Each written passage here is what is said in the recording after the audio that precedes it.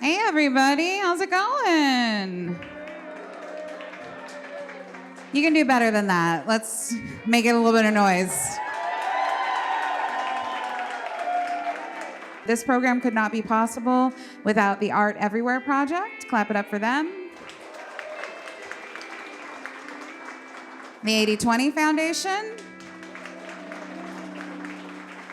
And of course, Texas Public Radio. Clap it up for them.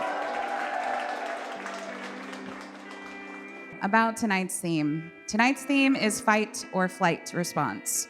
Most of us, when we are in a high-stress situation, will either fight or run away, right? And it's about that hormonal response, what happens inside of us, and each author has prepared their own fight or flight response. And I should mention that freeze is somewhere in there too. Our first storyteller is Mahogany L. Browne. Mahogany shares a story about a dream realized and how she had to fight those closest to her to see it come true. So at this time, please put your hands together for Mahogany. All right, good evening. So I'm excited to open up the space because I have no idea how I talk about fight or flight when I'm usually flighting and fighting at the same time. I moved to New York City in an effort to flight my family, who taught me to fight everyone, including myself. And so, as a lover of poetry and stories, I used to steal books from the library, no judgment. I stole Harlequin romance books from the supermarket. You know, you find stories where you can. It was always my way of finding a space where I didn't have to fight. The stories, the poems, the books, the library. I even joined a debate team and an oratorical competition to not fight, like further not fight. And in turn, it actually taught me to stand up for myself. My grandfather, who left Homer, Louisiana, with his wife, who was then at that point pregnant with my father, I guess.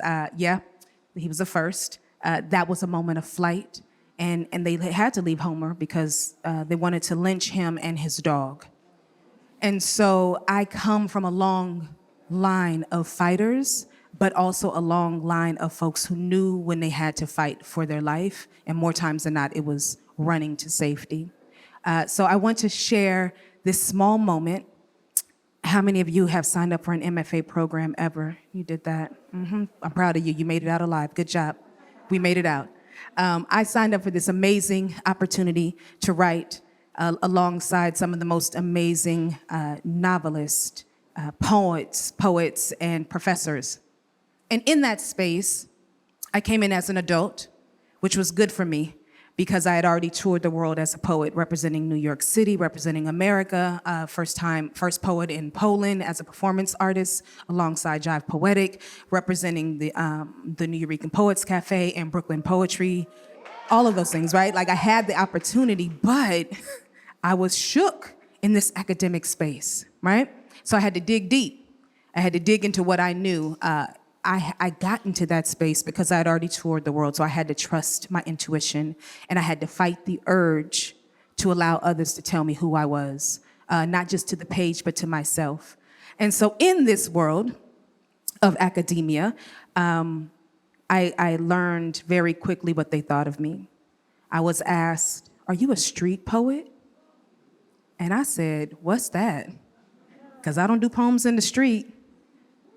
I don't do poems in the street. I don't know what else to call it. So they said, no, that just means like slam. You slam it. And I said, well, I perform. And I perform in slams. But in that moment, I realized they had already separated me, right? And so you have to fight that moment, even in the space that you fought to be in. You have to fight the moment where they even put you in a smaller jar, a smaller container. So there began my 2-year stint in this MFA program, where I argued over whether to say collard greens, sweet potatoes, or yams. They're like, why are you saying both? You don't need to say both. It's food. But if you know anything about African American culture, you know the difference between collard greens and mustard greens, right? You know the difference between a candy yam and a sweet potato. because that requires some chemistry, huh? But if I have to explain to someone who is not a part of my culture why this is important to my culture, what is happening? I'm slowly but surely erasing, myself and even my voice. I feel like I was erasing my voice by just standing up and saying, no, this is worth it. This is worthy. And so I stopped fighting them. And that was the first time for me when it came to writing that I no longer fought. I fought to stay in that library even after they caught me stealing them books. I volunteered. I got on a good side. I also brought them their books back.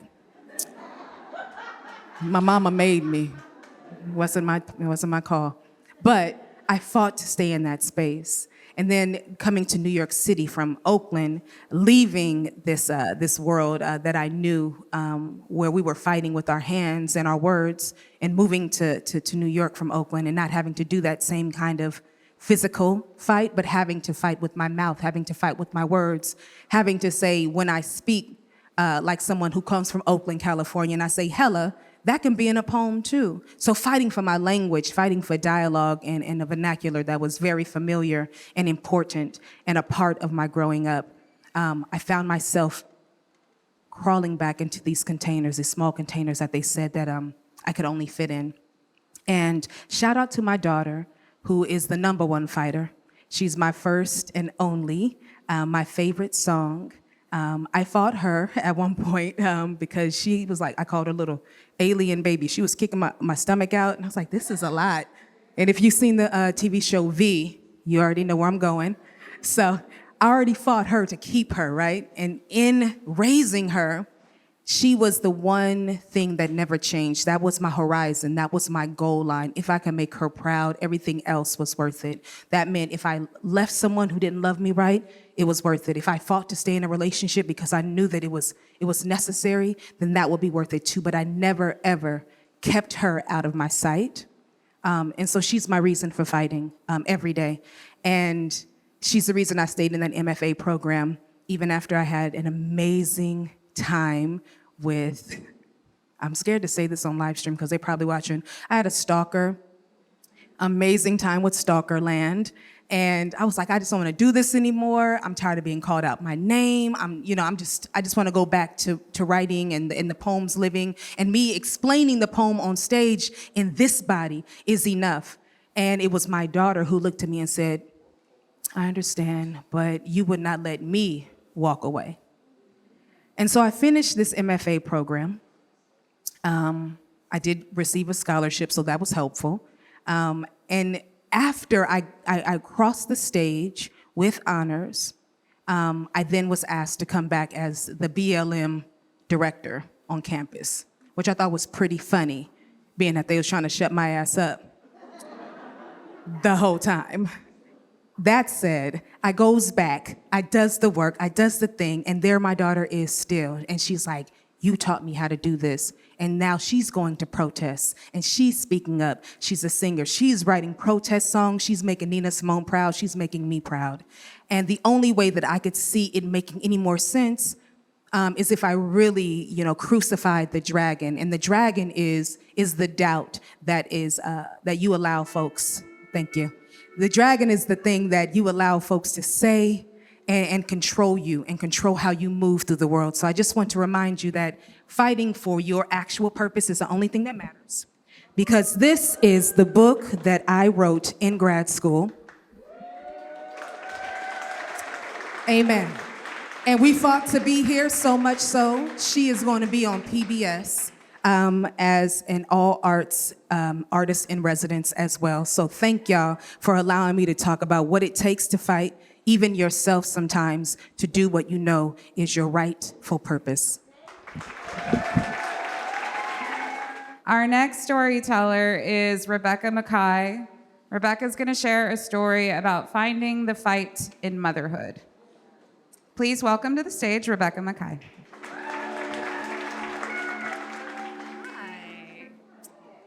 So I know what you are all thinking looking at me, which is that I'm here to tell you a story about the time I committed a home invasion, and that is correct. So I'm going to give you a little background because every crime has a reason behind it, whether that is passion or vengeance or necessity. And in my case, it's that I'm really, really bad at canoeing.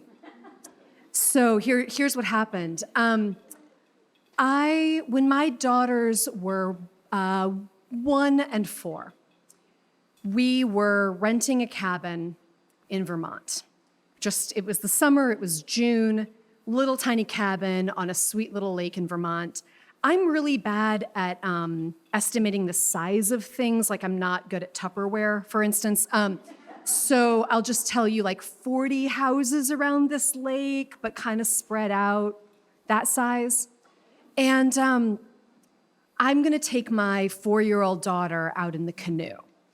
And I don't really know much about canoeing. I am from Chicago. We don't canoe a lot in Chicago. And my husband is gonna stay home with the baby. And we get in the canoe, and we're doing great. So I have to tell you a little bit about my daughter at this point. Her name is Lydia. She was 4 years old. She weighed about 25 pounds at this point in time. She was tiny. I swear I was feeding her. She was born 2 weeks late, 6 pounds. She is just a tiny person. And so I'm in the back of the canoe. Oh, the other thing you need to know, she just a quirky little kid. Like, she was obsessed that summer with Little House books, like Laura Ingalls Wilder, not the actual ones. There were these picture books that had less carnage and more knitting. But so I was in the back of the canoe, and she's on the front seat. And this is not a good idea, by the way. I'm gonna explain the physics of this in a minute. Very bad thinking on my part. Imagine a canoe in a cartoon with like Wile E. Coyote in one end and an anvil in the other, with Wile E. Coyote just sticking up out of the water. That's basically what was happening, gravity-wise.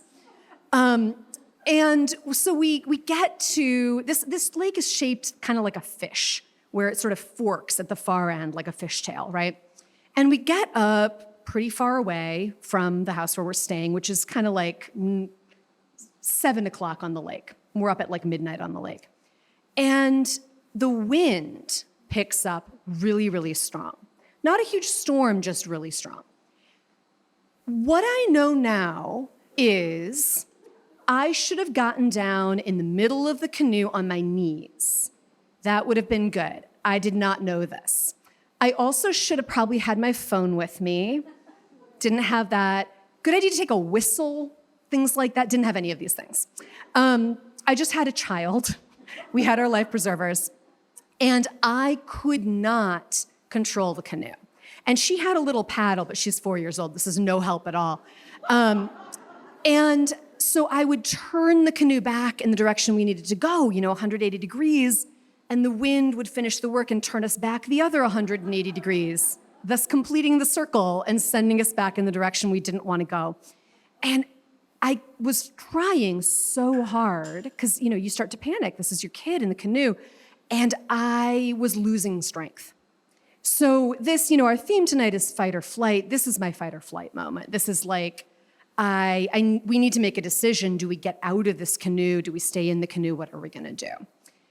I decide we gotta get out of this canoe. I find a random dock, or I'm actually blown to a specific dock. It was not really a choice in the matter. We get there, I tie us up, we get out, and we look and we kind of knock on the door. There's no one home in this house.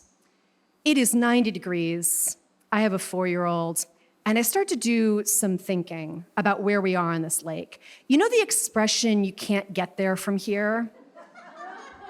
This is a case study, and you can't get there from here. The short route from midnight to 7, right, is dense woods, no paths, rocky cliffs, bears. The long route, there's some roads, but they're roads, they don't hug the lake. They're roads that go way, way, way out.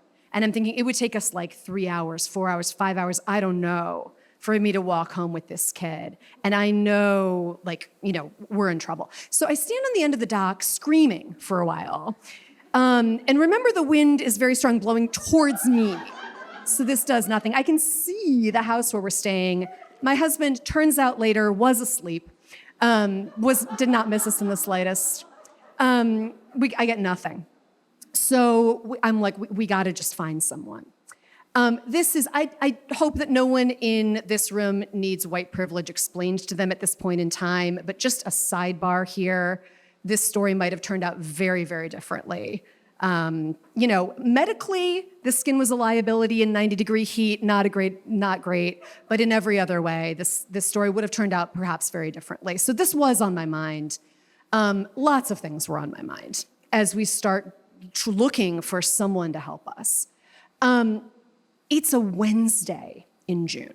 These are houses that are rented out on the weekends mostly. No one is home. We start knocking. I'm looking in windows. I see sheets on furniture. I see food piled, like spices piled on a table as if for 3 seasons worth of mice that they're going to avoid and no one's going to be back for a month. There's nothing. And finally, we find a house where there are wet towels out on the railings. There's sandals out. And the door is ajar. And I'm like, okay, we're gonna, this is something. I knock on the door, I bang on the door, I'm calling into the house. That's the vibe, that's the basic vibe. No one's home. I decide that the best thing to do is to enter this house and look for a phone. So I open the door, I bring Lydia, my daughter, in with me, and the whole time I'm shouting, "Hi, I'm in your house. We're not burglars. I have a baby with me. We're not burglars. Hi, I'm in your house." And my daughter is terrified. You always hope that your child will develop a really strong moral core, just not when you're in the middle of committing a felony. So, to make a long story short, there was no one home, there was no phone. It takes us a long time. Obviously, spoiler, I'm here, we made it back. We followed a dog. My daughter was terrified of dogs. She kept climbing me like a tree. We followed a dog to its owner who was chopping wood with an axe. We get him, we get the phone, we get home. My daughter, the whole time I told you she was obsessed with Little House, the whole time she keeps going, "Surely we will get home someday."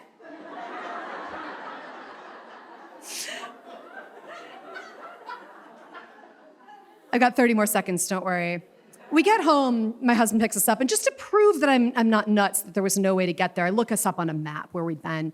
And this is really weird. This tiny corner of the lake, on the map, it's an unincorporated town, it's labeled as Satan's Kingdom.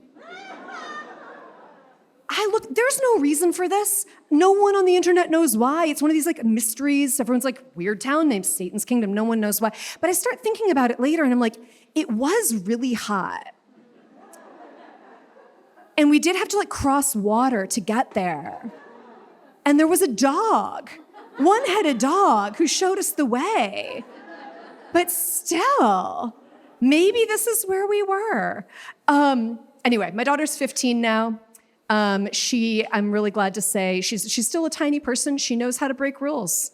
And I don't know if that's what did it, but she knows how to break, she knows how to enter, she knows how to smash things up, and I'm very proud of her. And that's my story. Our next storyteller is Stephen Graham Jones.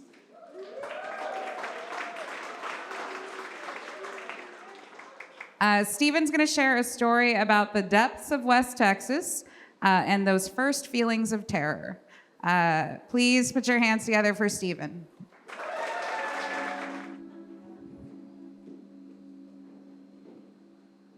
Product placement. Man, I've always dreamed of being on stage with a ace steel guitar player, but I always imagined I'd have a nudie suit on, But in this heat, I think a halter top would be better, Most of my stories that I usually tell out loud end with, and that's why I don't remember February and March of 1997, or that's why I can't go into Walmart anymore, that kind of stuff. But I think this one might be more like how I became a horror writer. So it's 1976, 1977, I'm not sure which one. So I'm either 4 or 5 years old. I'm living in Big Spring, Texas, which is 20 miles east of where I grew up in Stanton. And my mom had just married a guy who was working at I want to say it was Jeans West, but I really don't know. I remember it was a jeans store, a whole lot of denim. I'd go up there and hide in the racks. And he had a Rod Stewart fixation, which is to say, I like Waylon Jennings. I like Bob Seger, but I don't think I'm Waylon. I don't think I'm Bob Seger. He had a really strong inclination that he was Rod Stewart. So he had grown his hair out, and he had black hair, and I think he tried to make it go blonde. It ended up orange, but he had to look down, the shirts down to his belly button, all that stuff, and he had a silver Trans Am with T-tops on it, and on Sundays when the jeans store was closed, he would take that Trans Am out to the interstate on 20 between Big Spring and Stanton. It's about 20 miles, and I would go with him. He'd take me with him to get me out of the house. I don't know what for. And I would stand in the passenger seat because I was, 4 years old, and he would hand me his tall silver beer, and I would hold it, and he would peg that big 455, and we would just fly back and forth, Big Spring to Stanton, like a yo-yo, and it just feels like you're flying. And those cars will do 160, 170. I think they peg probably 130, 140, but they'll go and go. And so we're doing that one day, and he takes an exit over by Big Spring, and those of you out here who know Big Spring will know this. And I think that where he was taking me, I would find this out in high school when I started hanging out in Big Spring on my own. I think he was taking me to Thrill Hill. You remember Thrill Hill? Yeah, it's where you go late on a Friday night. It's, West Texas is super flat, so any little rise is kind of neat. This is probably like 5 feet of elevation, and if you go fast enough, you can kind of, I don't know if you actually leave the ground, but you feel like you come out of your seat a little bit, And I think that's what he was probably doing, because we all did it in high school. But I think at the end of that road, there must be a big caliche pit. And I don't think y'all got caliche pits down here. Do y'all know caliche pits? Okay, the caliche pit, it's a big chalky hole, like a quarry. I guess you'd call it a quarry, but we don't call it a quarry. It's a caliche pit. And caliche is good because you can put it on a road bed. It won't turn into mud. It will get slick, but it won't mire you down. It's good for pump roads and stuff. And so he took me to this one. This was a big one too. Caliche pits out in West Texas, they always become like make-do landfills. Everybody goes there to throw their batteries, their Christmas trees, just anything they don't want. Pie melons, they're always full of pie melons and coyotes. And he takes me there to the very, the high lip of it, and he holds his hand on my shoulder, and we step right up to the edge of it, and it's like a 60-foot drop, straight down. And I get that feeling. I remember that feeling very distinctly, of what's going to happen. Am I going to fall?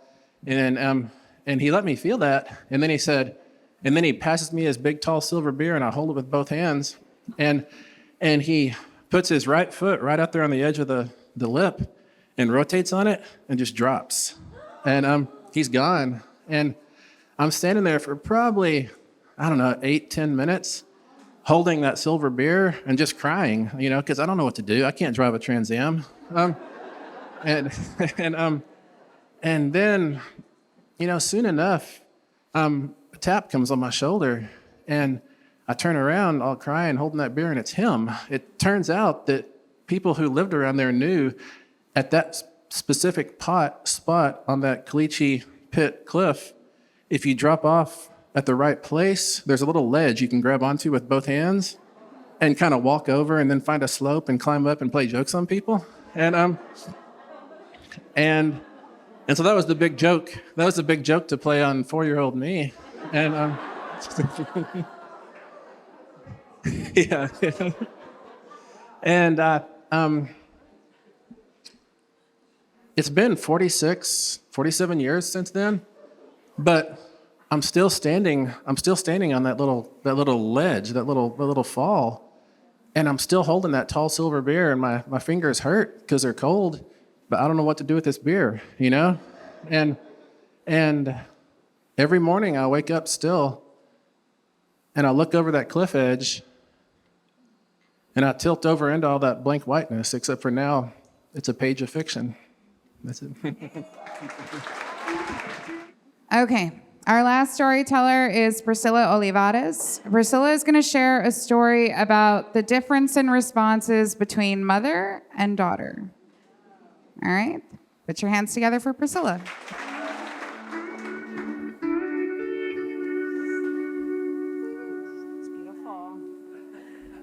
Hola, everyone. Thanks so much for joining us for our fight, flight, or freeze fun tonight. I got to be honest with you, if I was put on the spot and had to choose like which one of those responses would be my instinctive reaction in kind of like any given situation, I'd probably have to go with like flight or freeze. I am not a risk taker. I'm not known for like running toward confrontation or like toward a fight. Maybe it's the middle child in me, you know, like the people pleaser, the one who likes to kind of keep the harmony in the room. I'll say part of it is cultural, kind of norms and expectations that have been passed down from generations. I'm Latina. My papi's Tejano, born and raised here in San Antonio, over on the west side. Yes, woo-woo, Burbank High grad. My mom's Puerto Riqueña, born and raised on the island by parents and the nuns at her devout Catholic school who taught and preached the importance of being una nena buena, right? Like a good girl who didn't question authority. That old dicho, that old saying, calladita es más bonita, like literally you're prettier the more quiet you are. A little bit kind of like know your place. That's how my mom was raised and kind of modeled. Except for, and maybe some of you mommies, some of you moms or mom figures in the audience can kind of relate to this, except for when her familia is threatened. And there have been times that I have seen like the fight come out in my mom as a kid. I'd be like, whoa, where did that come from, right? And I didn't understand it until I became a mom myself. And then there was like this fundamental switch or, you know, something inside. I don't know, but if any of my 3 daughters, if there's like the perception or the perceived threat, there's this switch inside me that gets flipped and I'm like fight mom mode. For example, there was the Christmas holiday that my first daughter was home. It was the end of her first semester at college. So she's like in pure vacaciones mode, right? Up late, sleep late. The rest of us, not so much yet. So I was up. I had dropped off my younger 2 at school. I'm back home. At the time, we were living in Southern Illinois. And so it's wintertime. We've had days of snow and sleet and melting and then more snow and sleet. And I get home. I've still got my earbuds on. I'm listening to is either Maná, maybe Mark Anthony, like one of those, because I've got a long list of to-dos that I'm going to get done. But I'm looking out our back door window, and our house was situated on a slope. So our basement was like a walkout basement. So from the backyard, you looked up at, and like from our main floor, to get to the backyard, you had to go out on the wooden deck and down a flight of stairs. But because of this ice, snow, melt, freeze, ice, snow, whatever there was like a slab of ice about this thick on the deck, down the stairs. It was unsafe. We couldn't use it. Our dog couldn't use it to get her out to the backyard. You had to go down the basement, take her out the sliding glass door. But as I'm looking out there, I'm noticing that there is water like dripping off the edge. So I open the back door to step out there to check it out, and I hear like a crack. And then I get the brilliant idea. If I get out here and I break up this slab of ice, it's going to melt a lot easier. We can use the back deck. I'll tackle the stairs. So I go back inside, zip up, got my hood on. I still have my Maná playing. I get out there. Next thing I know, I'm like stomping, breaking this stuff up. I'm kicking pieces of like huge pieces of ice off to the concrete slab below. And then I realize our dog is inside and she's going ballistic because she wants to get in on the fun outside. So I open the door, let her out. Get back to work real quickly. Like the back deck is done. The stairs are done. I'm almost done clearing and breaking up the ice on the concrete when I notice that our dog is like angry, barking, growling at something at the fence behind me. So I whip around and there is a stranger. And this dude is way over 6 feet because I can clearly see from like here up. And he's like angry, glaring at me over our fence. So I whip out my AirPods and this dude's like, "What are you doing there?" And I don't know where this came from, but I'm like, "I live here. What the hell are you doing there?" And then he replies with, "Ma'am, I'm with the O'Fallon Township Police Department." Ooh, activate good girl mode, right? I'm whipping off my hood and swinging my perky little ponytail as I smile. And I'm like, "Oh, hello, officer. How can I help you?" Until he says, "Ma'am, we got a report of an intruder at this address. Is there someone inside the house with you?" And I know who's inside that house, my child. I know who better not be inside that house, a freaking intruder, right? So in a flash, it's like, woof, flight mom mode activated. I am up those newly cleared stairs, across that newly cleared deck, racing inside the house. And I vaguely remember this cop saying, ma'am, you need to open the front door. I don't care. My kid is potentially in danger. I got to save her. So I'm running through the house. I'm screaming her name. There's nothing on the first floor. I see like there's some kind of commotion at the front door. So I race to the front and I open it. I'll be honest, I did have like a freeze moment, like an oh snap, because I'm thinking, who the heck is minding the police department? Because they are all here at my house. I am not kidding you. My front porch is packed with cops, like guns ready, guns ready. My lawn packed with cops, guns ready, guns ready. There are 2 black SUVs. There are 3 police cars with cops there, guns ready, like guns ready. I cock my head and I'm like, is that a helicopter? I'm kidding you. Like in one of my books, there would have been a helicopter. There would have been in one of my books, right? But I did hear, and I look up and my oldest is crouched down, death grip on the banisters, tears streaking, her eyes bulging with fear. So I'm racing up there and I'm hugging her. And here's where perspective comes into play, or in author speak, point of view, and why I tell my writing students, when you're working on a scene, the point of view character, you want to pick the one whose perspective is going to really grab the reader, who's going to do what you want that scene to do. Because from my perspective, I was getting stuff done around the house. From my child's perspective, she heard someone come in. She yelled down the stairs, Mom, I'm jamming to Mana. I can't hear her, right?